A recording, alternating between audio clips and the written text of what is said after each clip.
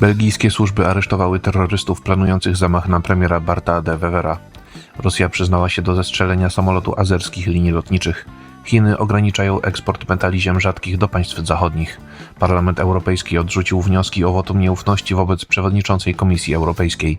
Komisja Europejska sprawdza, czy w Brukseli działała węgierska siatka szpiegowska. Niemiecka koalicja rządowa przyjęła pakiet stymulacyjny dla gospodarki. Węgierski pisarz Laszlo Krasnohorkai otrzymał literacką Nagrodę Nobla. Piątek, 10 października to jest układ poranny. Michał Ziomek, zapraszam.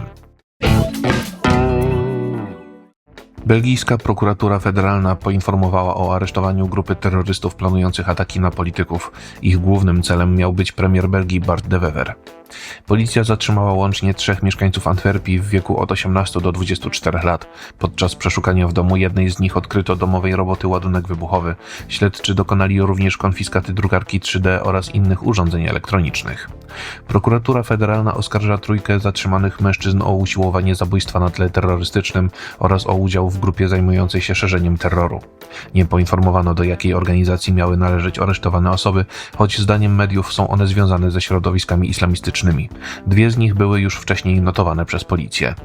Belgijski minister spraw wewnętrznych Maxime Prevot potwierdził pojawiające się wcześniej medialne doniesienia, że głównym celem ataku miał być szef rządu.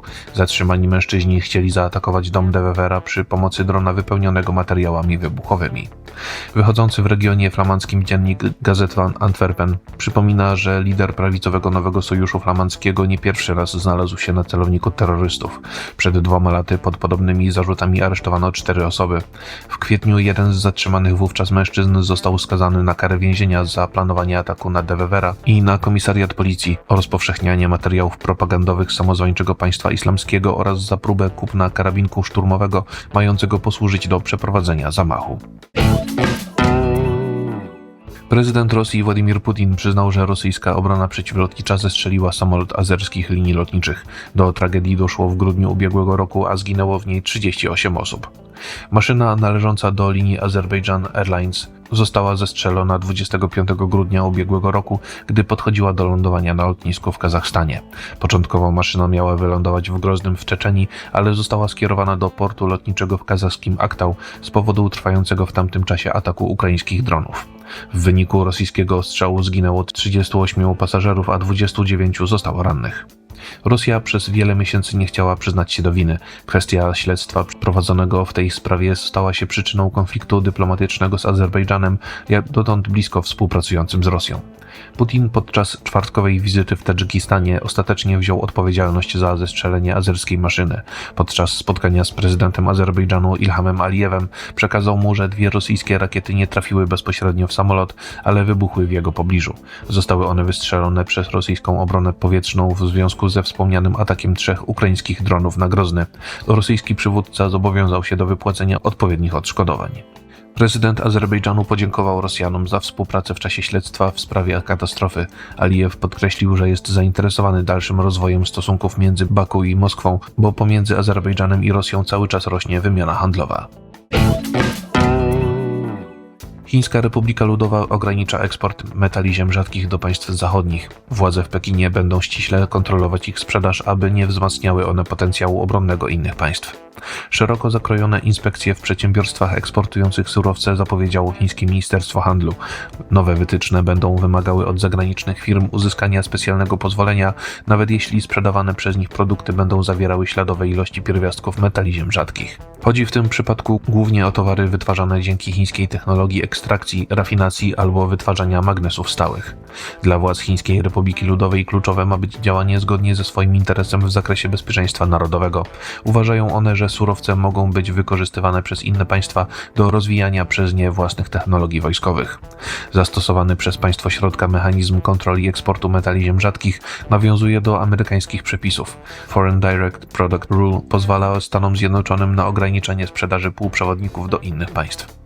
Od kilku miesięcy Chiny starają się blokować pozyskiwanie przez państwa zachodnie surowców wykorzystywanych w przemyśle. Pochodzące z tego kraju trwałe magnesy ziem rzadkich służą do produkcji silników do aut elektrycznych, ramionorobotów przemysłowych czy pocisków balistycznych. Ograniczenie wywozu surowców z Chińskiej Republiki Ludowej może doprowadzić do przestojów w amerykańskim i europejskim sektorze przemysłowym.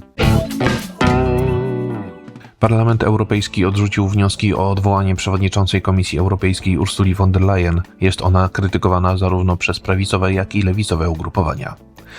Europarlament sprzeciwił się 2 wnioskom o wotum nieufności wobec niemieckiej polityk. Przeciwko nim opowiedziało się odpowiednio 378 oraz 383 posłów do Parlamentu Europejskiego. Poprzedni raz eurodeputowani zajmowali się kwestią odwołania von der Leyen w lipcu tego roku. Ówczesne wnioski cieszyły się większym poparciem niż te rozpatrywane podczas czwartkowego posiedzenia Parlamentu Europejskiego. Prawicowa grupa Patriotów dla Europy domagała się ustąpienia szefowej Komisji Europejskiej z powodu umowy handlowej ze Stanami Zjednoczonymi.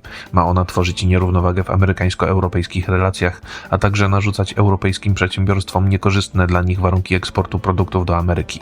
Prawicowcy poza tym zarzucają polityk chadeckiej Europejskiej Partii Ludowej nieradzenie sobie z nielegalną imigracją oraz prowadzenie niekorzystnej dla gospodarki polityki w zakresie ochrony środowiska.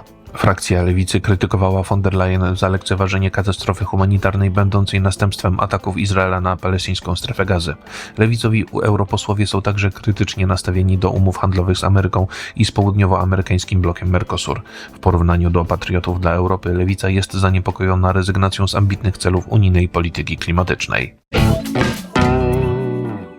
Komisja Europejska bada ewentualne funkcjonowanie w Brukseli siatki szpiegowskiej kierowanej przez Węgry. Według telewizji Euronews węgierskie przedstawicielstwo dyplomatyczne miało werbować unijnych urzędników. Dochodzenie obejmuje okres sprawowania funkcji szefa stałego przedstawicielstwa Węgier przy Unii Europejskiej przez Olivera Varheyego. W poprzedniej kadencji Komisji Europejskiej był on komisarzem do spraw sąsiedztwa i rozszerzenia wspólnoty, z kolei obecnie zajmuje się on sprawami zdrowia i dobrostanu zwierząt.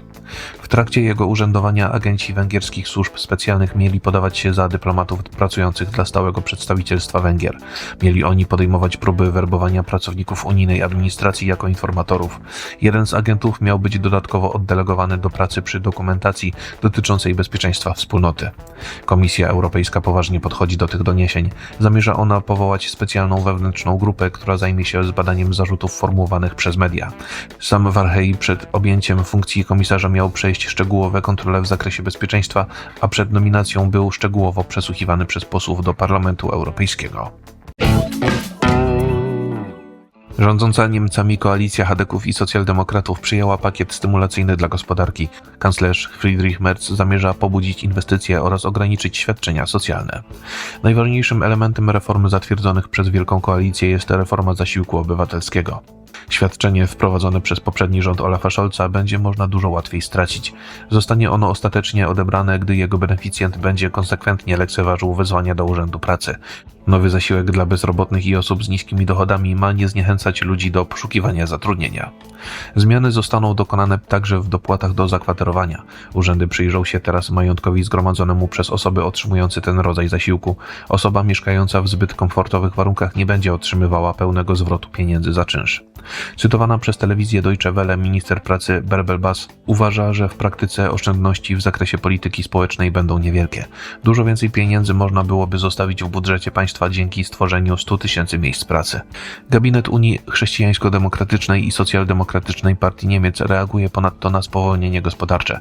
Kołem zamachowym niemieckiego rozwoju mają stać się teraz inwestycje w infrastrukturę. Szef niemieckiego rządu zapowiedział m.in. przekazanie dodatkowych 3 miliardów euro na budowę nowych dróg. Węgierski pisarz Laszlo Krasznahorkai otrzymał tegoroczną Nagrodę Nobla w dziedzinie literatury. Komitet Noblowski uhonorował go za fascynującą i wizjonerską twórczość, która w obliczu apokaliptycznego terroru potwierdza siłę sztuki. Informacje przygotował Maurycy Mietelski, nadzór redakcyjny Igor Jankę. Jeżeli podoba się Państwu nasza praca, serdecznie zachęcam do wsparcia Układu Otwartego w serwisie patronite.pl. To wszystko na dzisiaj. Bardzo Państwu dziękuję za uwagę i do usłyszenia w kolejnym Układzie Porannym.